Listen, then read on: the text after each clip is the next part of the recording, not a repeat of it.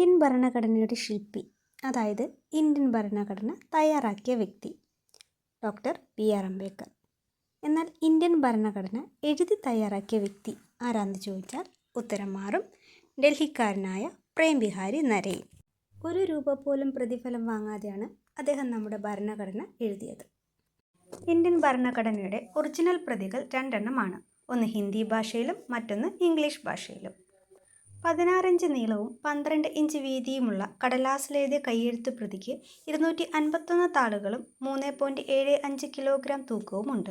ഏകദേശം 1000 വർഷത്തോളം ഈ ഗ്രന്ഥം നാശം കൂടാതെ ഇരിക്കും എന്നാണ് കണക്കാക്കപ്പെടുന്നത്. ഇംഗ്ലണ്ടിൽ നിർമ്മിച്ച പ്രത്യേകതരം പേപ്പറിലാണ് ഈ ഭരണഘടന എഴുതിയത്. ഇന്ത്യൻ പാർലമെന്റിന്റെ ലൈബ്രറിയിൽ ഹീലിയം നിറച്ച പ്രത്യേക പേടകത്തിലാണ് ഭരണഘടനയുടെ യഥാർത്ഥ പ്രതികൾ സൂക്ഷിച്ചിരിക്കുന്നത്. മനോഹരമായ ഇറ്റാലിക് കാലിഗ്രാഫി ശൈലിയിലാണ് ഇവ എഴുതിയിരിക്കുന്നത്. പ്രതിഫലമൊന്നും വാങ്ങാതെ ചെയ്ത ഈ ദൗത്യത്തിന് അദ്ദേഹം ഒരു കാര്യം മാത്രമാണ് ആവശ്യപ്പെട്ടത്. എല്ലാ പേജുകളുടെയും താഴെ അദ്ദേഹം അദ്ദേഹത്തിൻ്റെ പേര് എഴുതി ചേർക്കുമെന്നും ഏറ്റവും അവസാന താളിൽ അദ്ദേഹത്തിൻ്റെ പേരിനോടൊപ്പം മുത്തശ്ശൻ്റെ പേരും കൂടി എഴുതി ചേർക്കുമെന്നാണ് ആവശ്യപ്പെട്ടത്.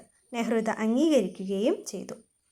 ഇന്ത്യൻ ഭരണഘടനയുടെ കവർ പേജ് തയ്യാറാക്കിയിരിക്കുന്നത് പ്രശസ്ത ചിത്രകാരനായ നന്ദലാൽ ബോസാണ്. എന്നാൽ പ്രിയാമ്പിളിൻ്റെ ചിത്രപ്പണി ചെയ്തത് നന്ദലാൽ ബോസിൻ്റെ ശിഷ്യനായ റാം മനോഹർ സിൻഹയാണ്. വിവിധ രാജ്യങ്ങളുടെ ഭരണഘടനയിൽ നിന്ന് പ്രചോദനവും സ്വാധീനവും ഉൾക്കൊണ്ടാണ് ഇന്ത്യൻ ഭരണഘടന രൂപം പ്രാപിച്ചത്. അതുകൊണ്ട് തന്നെ ഇന്ത്യൻ ഭരണഘടനയെ വായ്പകളുടെ സഞ്ചി അല്ലെങ്കിൽ എ ബാഗ് ഓഫ് ബോറോയിങ് എന്ന് വിശേഷിപ്പിക്കാറുണ്ട്.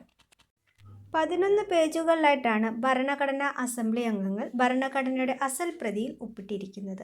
ആദ്യത്തെ ഒപ്പ് നെഹ്റുവിൻ്റെയും അവസാന ഒപ്പ് ഫിറോസ് ഗാന്ധിയുടെയുമാണ്. ലോകത്തിലെ ഏതൊരു രാജ്യത്തിൻ്റെയും ഭരണഘടനയുമായി താരതമ്യപ്പെടുത്തുമ്പോൾ ഏറ്റവും വലിയ എഴുതപ്പെട്ട ഭരണഘടന ഇന്ത്യൻ ഭരണഘടനയാണ്. ഇന്ത്യക്ക് ഒരു ഭരണഘടനാ നിർമ്മാണ സമിതി അല്ലെങ്കിൽ സഭ രൂപീകരിക്കണം എന്ന ആവശ്യം ആദ്യമായി മുന്നോട്ട് വെച്ച ഇന്ത്യക്കാരൻ എം.എൻ. റോയിയാണ്. ക്യാബിനറ്റ് മിഷന്റെ അടിസ്ഥാനത്തിൽ 1946 ഡിസംബർ 6-നാണ് നിയമനിർമ്മാണ സഭ രൂപീകൃതമായത്. എന്നാൽ ആദ്യ മീറ്റിംഗ് നടന്നത് ഡിസംബർ 9-നും. 207 പേരായിരുന്നു ആ മീറ്റിംഗിൽ പങ്കെടുത്തത്. ആദ്യം സംസാരിച്ച വ്യക്തി ജെ.ബി. കൃപലാനി. ആദ്യ സമ്മേളനത്തിൽ താൽക്കാലിക അധ്യക്ഷനായി തിരഞ്ഞെടുത്തത് ഡോക്ടർ സച്ചിദാനന്ദ സിൻഹയായിരുന്നു. എന്നാൽ 1946 ഡിസംബർ 11-ന് ഡോക്ടർ രാജേന്ദ്ര പ്രസാദിനെ സ്ഥിരം പ്രസിഡന്റായി തിരഞ്ഞെടുത്തു. ഭരണഘടനാ നിർമ്മാണ സഭയുടെ സെക്രട്ടറി എച്ച്.വി.ആർ. അയ്യങ്കാറാണ്. നിയമ ഉപദേഷ്ടാവ് ബി. നാഗേന്ദ്ര റാവു. ഭരണഘടനാ നിർമ്മാണ സഭയിൽ ആകെ 389 അംഗങ്ങളാണുള്ളത്. അതിൽ 17 പേർ മലയാളികളാണ്. 1947 ജനുവരി 22-ന് ജവഹർലാൽ നെഹ്റു തയ്യാറാക്കിയ ലക്ഷ്യപ്രമേയം പാസാക്കി. 1947 ഓഗസ്റ്റ് 29-ന് ബി.ആർ. അംബേദ്കറിൻ്റെ നേതൃത്വത്തിൽ ഡ്രാഫ്റ്റിംഗ് കമ്മിറ്റി നിലവിൽ വന്നു.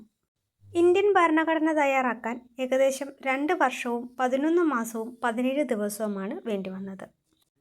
ആകെ 64 ലക്ഷം രൂപയാണ് ചിലവായത്. 11 സമ്മേളനങ്ങൾ കൊണ്ടാണ് ഭരണഘടന പൂർത്തിയായത്. 1949 നവംബർ 26-ന് ഭരണഘടനാ നിർമ്മാണ സമിതി ഭരണഘടനയെ അംഗീകരിച്ചു. ഈ നവംബർ 26 ഭരണഘടനാ ദിനമായി ആഘോഷിക്കുന്നു. ഭരണഘടനയുടെ ആമുഖത്തിൽ പ്രതിപാദിക്കുന്ന ഏക ഡേറ്റും ഇത് മാത്രമാണ്. എന്നാൽ ഭരണഘടന നിലവിൽ വരുന്നത് 1950 ജനുവരി 26-നാണ്. ഭരണഘടന നിലവിൽ വരുമ്പോൾ 8 പട്ടികകൾ, 22 ഭാഗങ്ങൾ, 395 ആർട്ടിക്കിൾ എന്നിവയായിരുന്നു ഉണ്ടായിരുന്നത്. എന്നാൽ ഇന്ന് ഇന്ത്യൻ ഭരണഘടനയിൽ 12 പട്ടികകൾ, 25 ഭാഗങ്ങൾ, 448 അനുച്ഛേദങ്ങൾ എന്നിവയാണ് ഉള്ളത്. ഇന്ത്യൻ ഭരണഘടനയുടെ ആമുഖത്തിൽ 3 തരം നീതികളെക്കുറിച്ചാണ് പ്രതിപാദിക്കുന്നത്.